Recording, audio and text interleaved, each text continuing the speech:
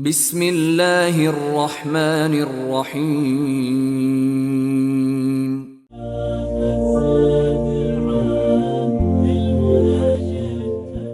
حضرت ابن عباس رضی اللہ تعالی عنہما نے کہا، جب اللہ کے گھروں میں سے کسی گھر میں لوگ جمع ہوتے ہیں اور قرآن کا ذکر کرتے ہیں اور اسے آپس میں پڑھتے ہیں تو فرشتے اپنے پروں سے ان پر سایہ کیے رکھتے ہیں حتیٰ کہ وہ کسی اور بات میں مشغول ہو جائیں، اور جو کوئی ایسے راستے پر چلے جس میں اسے علم کی تلاش ہو تو اللہ اس کے ذریعے اس کے لیے جنت کے راستوں میں سے ایک راستہ آسان کر دیتے ہیں، اور جسے اس کے اعمال پیچھے چھوڑ دیں وہ اپنے نسب کی وجہ سے آگے نہیں بڑھ سکتا۔ عطا سے روایت ہے کہ انہوں نے کہا، موسیٰ علیہ السلام نے اپنے رب سے کہا، اے میرے رب، تیرے بندوں میں سے کون بڑا حاکم ہے؟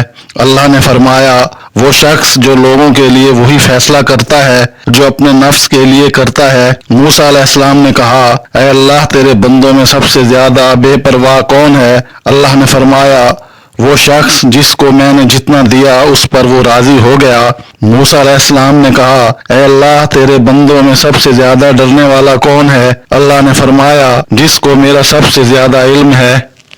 حماد بیان کرتے ہیں کہ ابراہیم نے کہا، آدمی کی موت کے بعد 3 چیزوں کا ثواب جاری رہتا ہے: صدقہ جو اس کے بعد جاری رہتا ہے، اور اس کی اولاد جو اس کے لیے دعا کرتی ہے، اور علم جسے اس نے پھیلایا اور اس کے بعد اس پر عمل کیا گیا۔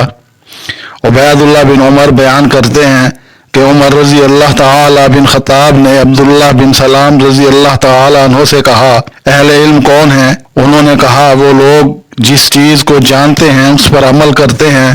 انہوں نے کہا، علم کو لوگوں کے سینے سے کیا چیز نکالتی ہے؟ عبداللہ بن سلام رضی اللہ تعالی عنہ نے کہا، لالچ۔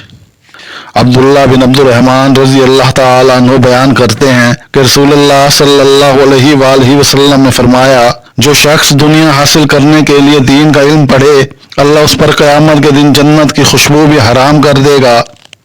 حضرت ابو ہریرہ رضی اللہ تعالی عنہ بیان کرتے ہیں، رسول اللہ صلی اللہ علیہ وآلہ وسلم نے فرمایا، جو شخص ہدایت کی طرف بلائے تو اسے ان لوگوں کے عمل کے برابر ثواب ہوگا جنہوں نے اس کی پیروی کی، اور ان لوگوں کے ثواب سے اللہ کچھ کمی نہیں کرے گا، اور جو شخص گمراہی کی طرف بلائے اس پر لوگوں کے گناہوں کے برابر گناہ ہوگا، اور لوگوں کے گناہ سے کچھ کمی نہ کی جائے گی۔